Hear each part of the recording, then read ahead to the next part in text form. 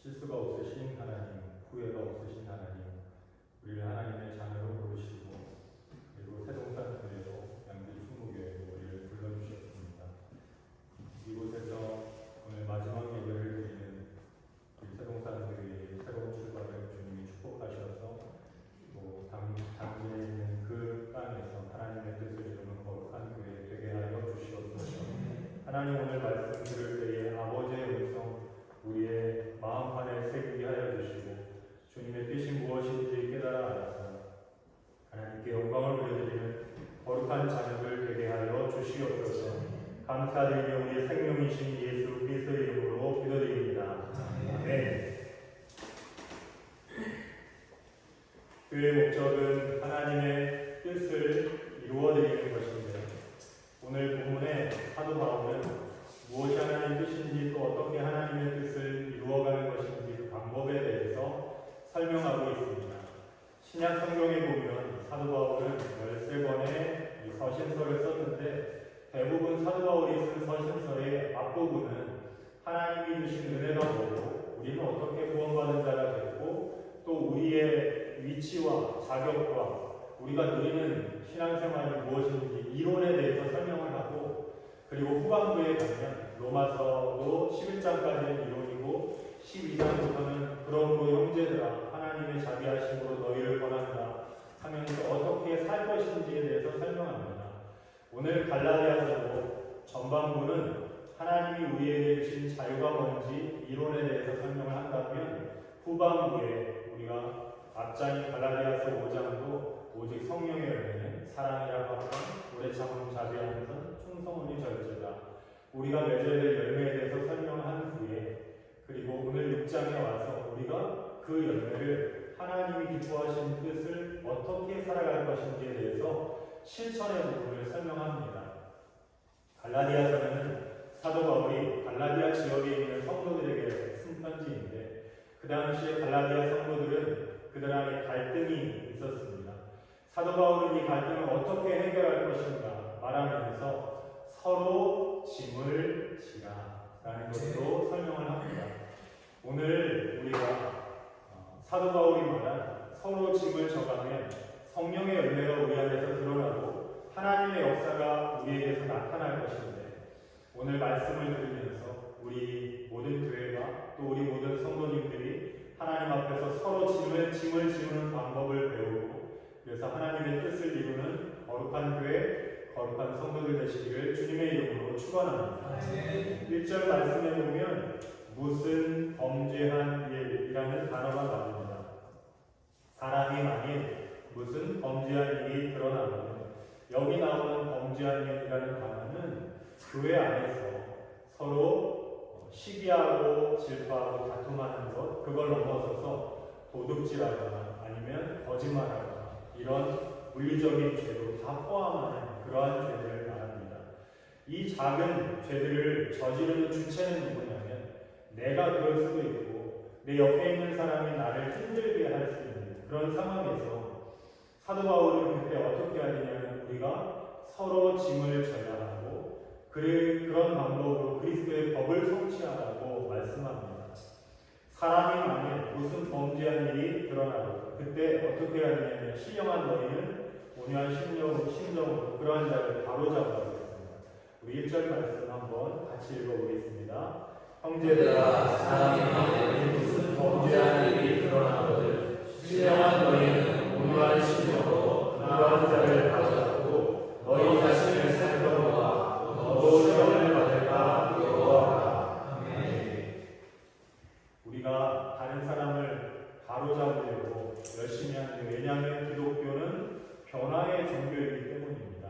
내가 변화되고 다른 사람도 변화되는 것을 하나님도 기뻐하시고 우리도 기뻐하는데, 여기서 바로잡는다라는 이 단어는 말로 사람을 교정하여 고친다라는 뜻이 아닙니다. 여기 바로잡는다라는 말은 원어로는 정형외과에서 쓰는 단어인데, 뼈가 부러지거나 또는 골절되었을 때, 탈골되었을 때 제자리로 회복시킨다는 뜻입니다.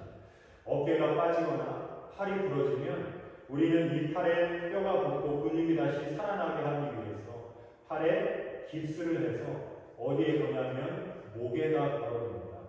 원래 목은 평생 머리라는 무거운 짐을 지고 살아가야 되는데 이 팔의 무게까지 얹어서 목이 버티고 있으라고 하는 겁니다. 팔이 부러지면 다른 팔이 이 팔이 하던 모든 것을 다 수행하고 이 팔이 혹시나 아프지 않을까, 어려움을 당하지 않을까 여러 것으로 온 몸이 다 이 팔의 회복을 위해서 일하게 됩니다. 여러분, 이렇게 버텨주는 것, 견딜 힘이 되어주는 것, 묵묵히 참아주는 것이 오늘 본문에 나오는 바로잡고라는 뜻이고 2절에 나오는 서로 짐을 지는 방법입니다. 세상은 범죄한 것이 드러나고 내 마음에 안 드는 사람이 내 눈에 보이면 손절하잖아요. 그리스도인들은 그렇게 살면 안 되고 우리는 어떤 사람이냐면 하나님이 원래 우리를 창조하셨을 때의 그 아름다운 모습으로 그 사람을 회복시키기 위해서 주님의 손과 발로 우리를 사용하시는 사람이 바로 그리스도인이라고 말합니다. 우리는 부러진 팔을 볼 때에 왜 너는 부러져서 재구시를 못하고 성격이 그렇게 뭐가 나고 너 왜 이렇게 부족하냐 이렇게 비난하기가 사람들은 참 쉽습니다. 그러나 하나님은 우리에게 그렇게 행하지 말라고 하시고 부족한 사람을 볼 때에 그 사람의 짐을 서로 나누어 지라고 하십니다. 하나님이 하시는 일과 우리가 하는 일이 있는데 하나님 하시는 일은 뭐냐면 하나님은 사람의 내면을 바꾸시고 복음으로 그 사람을 온전하게 하시고 하나님의 사람으로 회복시키시는 일을 한다면 하나님의 사람인 우리는 뭐 하는 사람이냐? 우리는 하나님이 우리에게 붙여주신 사람이 있을 때 그들을 묵묵히 참아주고 기댈 버팀목이 되어주고 그 사람과 함께 짐을 지는 사람으로 있으라고 우리에게 명하신 것입니다. 우리는 각자 인생의 짐을 지고 살아가고 이 세상에 그 짐이 없는 사람은 단 한 사람도 없습니다. 우리가 옆에 있는 사람에 대해서 무관심하고 그냥 무시할 뿐이지 세상 모든 사람은 다 각자의 짐을 지고 살아갑니다. 때로는 어떤 연약한 사람이 우리에게 다가왔을 때 우리를 힘들게 한다면 여러분 지금까지는 우리가 모른 척하고 그 사람에 대해서 무시했다면 그 사람에 대해서 왜 너는 그렇게밖에 못 사냐고 말했다면 이제는 하나님이 우리에게 하신 명령을 쫓아서 서로를 불쌍히 여기고 있는 모습 그대로 봐주고 서로를 위해서 내가 할 수 있는 일을 하기 시작하십시오. 하나님은 만남의 주체이십니다. 하나님께 우리가 기도할 때 이 만남의 축복을 주십시오라고 우리가 기도하고 우리가 만나는 사람이 좋은 사람입니다. 우리에게 덕이 될 사람을 만나기를 우리가 간절히 원하는데 하지만 하나님은 그 작은 아브라함을 부르셔서 그에게 믿음을 주시고 그에게 말씀하시기를 너는 복의 근원 복이 되라고 하셨습니다. 너를 만나는 사람이 복을 받고 너를 축복하는 자에게 내가 복을 주고 너를 저주하는 자에게 내가 저주할 것이라고 하나님이 약속해 주셨습니다. 하나님이 여러분을 세상 가운데 보내신 이유는 여러분이 이 땅에 복이기 때문입니다. 우리가 이 땅을 살아가는 이유는 복되신 하나님께 은혜와 복을 받은 자로 이 세상에서 하나님의 복이 무엇인지 하나님의 너그러우심과 하나님의 은혜가 무엇인지 이 땅에 펼쳐서 보이는 사람으로 살라고 부르심을 받았습니다. 그러므로 여러분, 만약에 여러분이 견디지 못할 사람이 여러분에게 붙어 있다면 그래서 내가 연약해서 그 사람을 견뎌내주고 묵묵히 참아주고 버틸 힘이 없다면 그 시간 그 사람을 붙여주신 하나님께 무릎 꿇고 기도하십시오. 하나님 제게 힘을 주시옵소서. 그래서 그 사람의 짐을 함께 지고 함께 견뎌낼 수 있도록 그래서 우리가 하나님의 뜻을 이 땅 가운데 이루는 사람이 될 수 있도록 주님 우리를 사용해 달라고 하나님 앞에 간구해야 합니다. 여러분에게 하나님이 얹혀주신 다른 사람의 부러진 팔이 여러분의 목에 걸려있다고 그것을 무겁다고 이 붕대를 잘라버리거나 그 사람을 내팽겨 치지 말고 여러분을 의지할 수 있도록 자리를 내주십시오. 그것이 서로 짐을 지고 예수님을 따라가는 그리스도인의 삶의 방법입니다. 1절에서 바로잡을 때 그 앞에 한 단어가 한 가지 붙어 있는데 온유한 심령으로 그를 바로잡으라고 합니다. 이 말은 신앙생활하는 그리스도인들에게 굉장히 중요한 말입니다. 여기 온유한 심령에서 나오는 심령은 마음이죠. 온유한 심령에서 나오는 온유는 원래 단어의 뜻은 뭐냐면 길들여지지 않은 아주 힘이 센 야생마가 주인의 손에 완전히 붙들려서 자기의 힘을 제어하고 순종하는 상태를 온유하다, 온유한 말이다 이렇게 말합니다. 이게 왜 중요하냐면 그리스도인들이 다른 사람을 바로잡으려고 할 때 그 사람의 짐을 져야 되는데 온유한 마음으로 지지 않으면 참아지지 않기 때문입니다. 이 온유한 마음은 오직 예수님께만 배울 수 있는 마음이라고 성경은 명확하게 이야기합니다. 예수님을 떠나서 내가 내 힘으로 다른 사람을 참아주고 그 사람의 짐을 져주려면 우리는 그럴 수도 없고 우리는 그저 착한 사람으로 남고 때로는 이 한계가 와서 그 사람을 내팽개치고 화내게 되지만 온유한 마음으로 서로 짐을 지게 되면 모든 상황을 통해서 우리는 예수님을 배워가고 예수님의 그 귀한 성품이 이 땅 가운데 드러나게 됩니다. 마태복음 11장 28절에 예수님은 수고하고 무거운 짐진 자들아 다 내리라 내가 너희를 쉬게 하리라. 나는 마음이 온유하고 겸손하니 내 멍에를 메고 내게 배우라고 말씀하셨습니다. 여러분 예수님은 자신을 온유하고 겸손하다고 말씀하시고 수고하고 무거운 짐진 자들은 내가 너희에게 주는 멍에를 메고 부담을 지고 그 사람 너희에게 묶어준 그 사람의 군대를 내고 와서 나에게 온유를 배우라고 하셨습니다. 여러분 예수님은 왜 스스로를 온유하다고 하셨을까요? 먼저 예수님은 이 땅을 창조하신 이 창조주 하나님이십니다.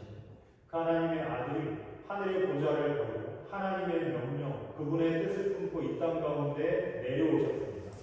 이 땅에 오셨을 때 사도 요한은 예수님에 대해서 요한복음 1장에서 뭐라고 말하냐면 자기 땅에 오면 자기 백성이 영접하지 않았다고 말합니다. 자기 백성이 예수님을 다 무시하고 그를 그냥 발로 내차버리고 그리고 그를 십자가에 못 박았습니다.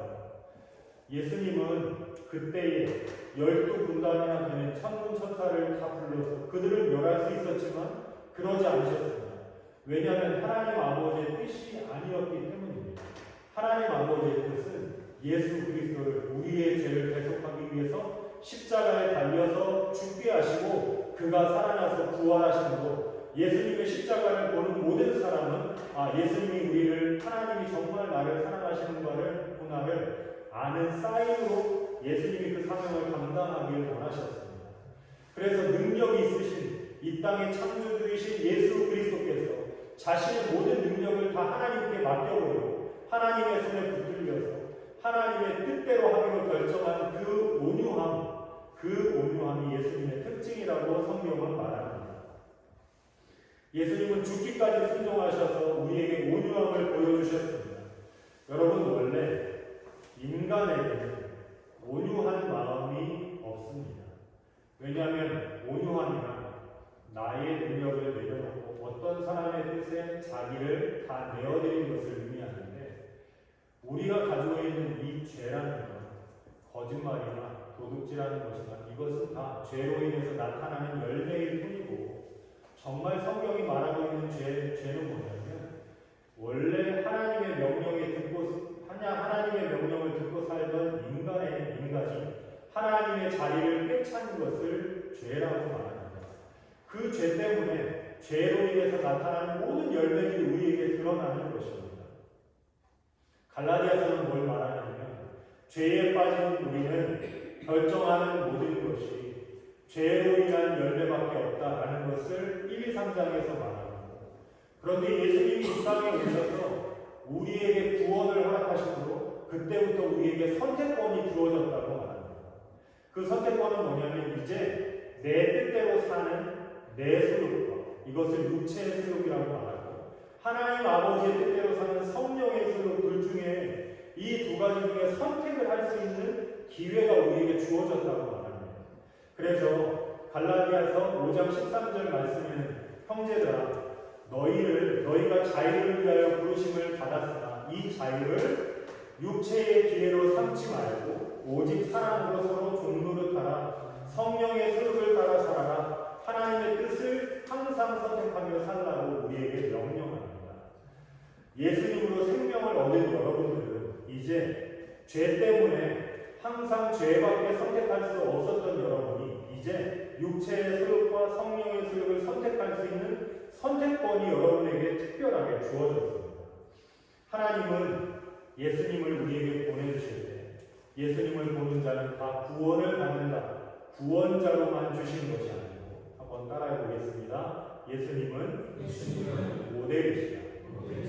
예수님은 우리에게 모델로 주어졌습니다. 예수님은 구원자일 뿐만 아니라 우리가 인생을 어떻게 선택하며 살아가야 되는지 누굴 보면 알 수 있냐면 예수님을 보는 자만 그 선택을 올바로 할 수 있고 예수님을 보는 자만 하나님의 마음을 알고 하나님의 뜻대로 살아갈 수 있게 만들어 주셨습니다. 그래서 히브리서 3장 1절은 그러므로 함께 하늘의 부르심을 받은 거룩한 형제들아 우리 믿는 도리이시며 믿음의 대제사장이신 예수를 깊이 생각하라고 계속 말씀합니다. 왜 예수님 생각해야 됩니까? 예수님이 우리의 모델이시기 때문입니다. 예수님이 하는 대로 우리가 따라가야 하나님의 뜻을 이룰 수 있기 때문입니다. 우리가 예수님을 믿었는데 그냥 구원자에서 그치고 주님을 주인으로 모시지 않거나 모델로 받아들이지 않은 사람은 절대로 하나님의 백성다운 삶을 살아갈 수가 없습니다. 성경은 계속 예수님을 묵상해라, 예수님을 생각해라, 예수님을 바라봐라, 예수님이 너희를 도우실 것이고 예수님이 너희의 모델이시고 예수님이 너희의 인도자이시다 라고 우리에게 명확하게 명령합니다. 우리는 예수님을 보면 우리 인생을 어떻게 살아가야 될지 알게 됩니다. 왜 인생에 답이 없냐면 예수님을 묵상해보지 않았기 때문입니다. 말씀 속에 우리에게 계속 삶으로 말씀하고 계신 예수님을 마음에 담지 않았기 때문입니다. 하나님이 예수님을 통해서 우리가 어떻게 결정하고 살아가야 될지 답을 제시해 주셨다면 하나님은 우리 인생을 변화시키시고 싶은데 우리 인생을 변화시키시는 하나님의 방법은 뭐냐면 계속 선택할 기회를 주시는 겁니다. 여러분 그러니까 그리스도인의 삶은 어려울 수밖에 없습니다. 하나님이 계속 우리를 누구를 만나게 하시냐면 우리를 도와줄 사람, 우리에게 도움이 되고 물론 그런 사람들도 많아요. 그런데 예수님 믿는 사람 곁에는 다 누가 오냐면 도움이 필요한 사람, 우리가 짐을 져줘야 되는 사람, 복음이 필요한 사람, 세상에서 성령의 소욕과 육체의 소욕에 대해서 선택권이 없어서 계속 육체로 죄를 짓는 사람만 그리스도인들은 만나게 되어 있습니다. 그때에 이런 만남을 통해서 하나님이 우리를 성장시키십니다. 선택을 해보라는 거예요. 그때 죄를 선택하지 말고 예수님을 바라보고 예수님 묵상하고 예수님처럼 선택을 해보라는 거예요. 그 선택을 해봄으로 우리는 인격적으로 자라고 예수님의 십자가를 배우고 예수님의 마음을 묵상하고 주님이 얼마나 나를 사랑하셨는지 그리고 나를 위해 얼마나 큰 대가를 지불하셨는지 우리는 그 사랑에 대해서 깊이 깨닫게 됩니다. 여러분 오늘 말씀은 서로 짐을 지는 것으로 그리스도의 법을 성취하라고 말씀합니다. 예수님을 따라가는 것은 성경을 한번 읽었다고 아니면 예수님 한번 바라봤다고 절대로 예수님을 닮아갈 수가 없습니다. 우리에게는 많은 기회가 필요한데 오늘도 예수님이 우리에게 하나님이 기회를 허락해 주십니다. 어제 예수님 닮는 것을 실패했다면 여러분 오늘 하면 됩니다. 오늘도 하나님이 우리에게 주시는 기회 그것을 실패했다면 또 하나님은 내일 기회를 주실 것입니다. 중요한 건 뭐냐면 하나님의 법이 무엇인지 어떻게 사람을 회복시키는 것인지 이 하나님이 인생을 끌고 가시는 그림을 우리 마음 안에 새기고 하나님이 기회 주실 때마다 예수님을 생각하고 예수님의 뜻대로 하나님의 이 방법대로 사람을 살리는 사람이 되려고 하는